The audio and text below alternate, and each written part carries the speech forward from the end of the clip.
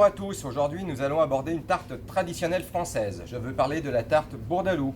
Alors c'est une tarte réalisée avec de la crème d'amande, des poires pochées au sirop, agrémentée d'un petit peu d'amandes effilées dessus, le tout disposé dans un fond de pâte sucrée.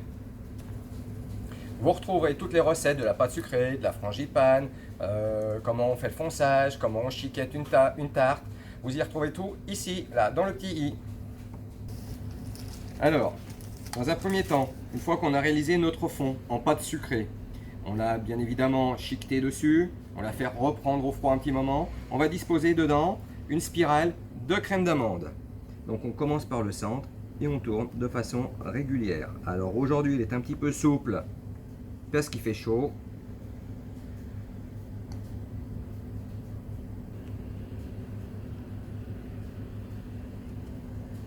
Voilà, on va arriver au bout. Donc normalement la recette de crème d'amande que vous avez dans le tutoriel crème d'amande correspond juste. On recharge un petit peu éventuellement s'il en reste. Et maintenant nous allons disposer les poires. Avant de disposer les poires, donc c'est des poires au sirop que l'on aura égoutté un petit peu à l'avance. Donc on va couper les poires en tranches, ni trop fines ni trop épaisses. Voilà, on coupe.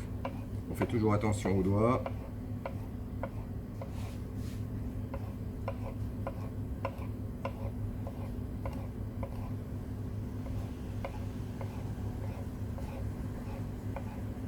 Voilà. Une fois que nos poires sont coupées, on les prend sur une spatule et on va légèrement les aplatir. Et on va venir les disposer sur notre tarte. En faisant attention de ne pas toucher le bord en pâte sucrée. Car au magasin, la poire va réhumidifier un petit peu le bord et on risque d'avoir des tartes qui risquent de casser un petit peu ou d'être un petit peu moins jolies. Donc les poires, pour 8 personnes, on va en mettre 8, bien évidemment, une poire par personne. Donc on commence à placer toutes celles qui sont sur l'écart.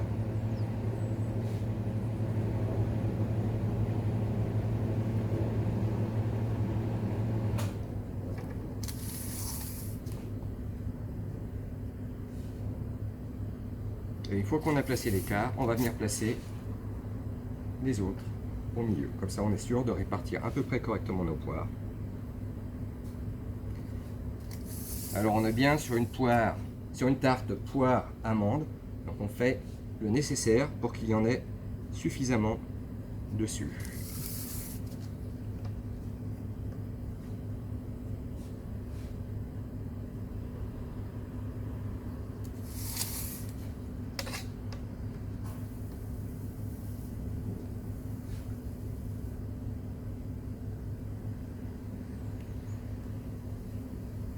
Voilà.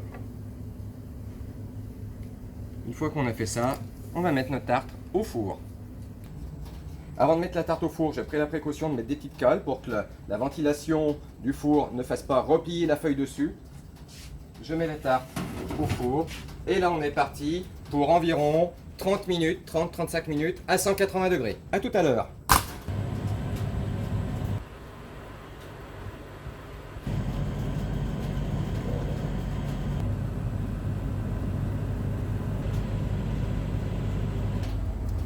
Et bien voilà, notre tarte est cuite. On va maintenant la débarrasser et la mettre à refroidir avant de la napper et de la finir.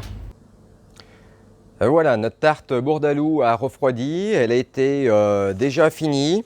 Alors attention, lorsqu'on finit une tarte Bourdaloue, on va faire dessus un joli nappage. Pour ça, je vous renvoie sur le petit tuto qui a été fait précédemment, que vous allez retrouver ici.